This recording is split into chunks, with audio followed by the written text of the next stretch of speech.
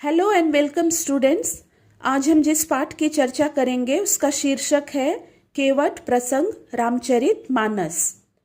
आपकी पाठ्य पुस्तक में संकलित केवट प्रसंग रामचरित मानस दोहा, सोरठा और चौपाइयों में लिखी गई है और इसकी भाषा अवधी है। राम केवट प्रसंग गोस्वामी तुलसीदास द्वारा रचित महाकाव्य रामचरित मानस के अयोध्या कांड से ली गई है। भगवान राम के जीवन से जुड़ी कई कथाओं में से एक कथा यह है कि जब श्री रामचंद्र माता सीता और लक्ष्मण के साथ वनवास जा रहे थे तब रास्ते में उन्हें सरयू नदी मिली थी। नदी के पास पहुंचने पर प्रभु ने नाव वाले से नदी पार कराने के लिए कहा। उस नाव वाले का नाम केवट था। तो चलिए हम पढ़ना शुरू करते हैं। पहला चौपाई। चौपाई का अर्थ मैं बता देती हूँ। चौपाई एक सममात्रिक छंद है और इसके 4 चरण होते हैं। चलिए शुरू करते हैं।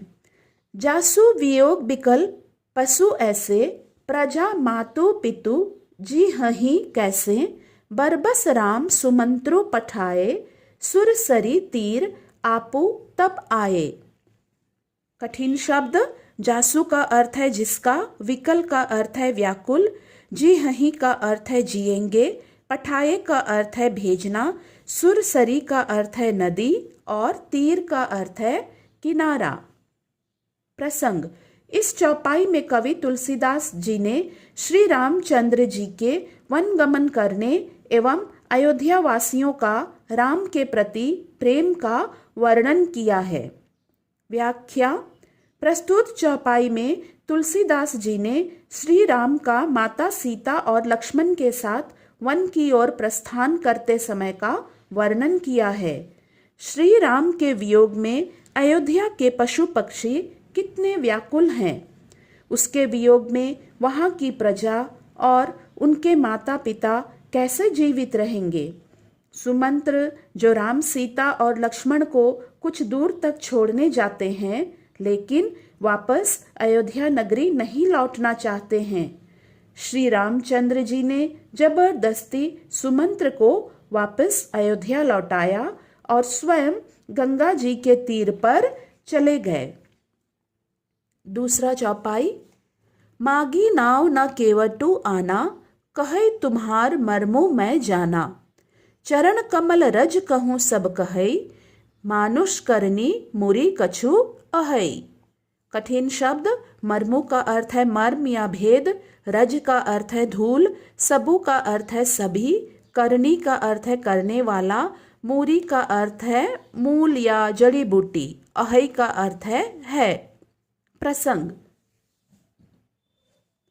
इस चौपाई में केवट का प्रभु राम के प्रति भक्ति भाव का वर्णन किया गया है और राम द्वारा केवट से नाव मांगने का चित्र प्रस्तुत किया गया है। व्याख्या। प्रस्तुत चौपाई में कवि तुलसीदास जी कहते हैं कि जब श्री रामचंद्र जी गंगा नदी के किनारे पहुंचते हैं तो वे नदी के उस पार जाने के लिए केवट से नाव मांगते हैं। तो केवट कहने लगा, प्रभु मैंने आपका भेद जान लिया है। आपके चरण कमलों की धूल के लिए सभी कहते हैं कि वह किसी भी वस्तु को मनुष्य बना देने वाली कोई जड़ी है। तीसरा चौपाई। छुवत सिला भय नारी सुहाई, पाहन तेना काठ कठिनाई, तरनियो मुनि घरिनी होई जाई, बाट परई मोरी नाव उड़ाई।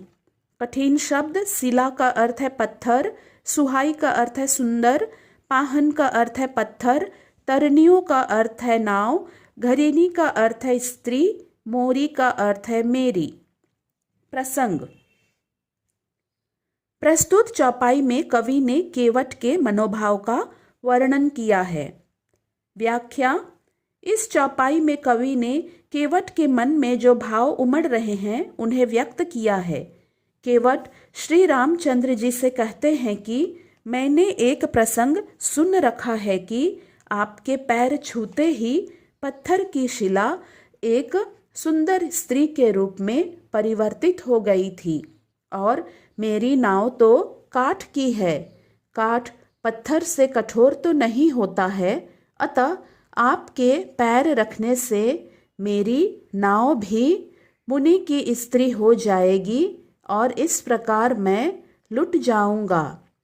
आपका रास्ता रुक जाएगा, आप पार न हो सकेंगे और मेरे कमाने खाने की राह भी खत्म हो जाएगी। अगला चौपाई।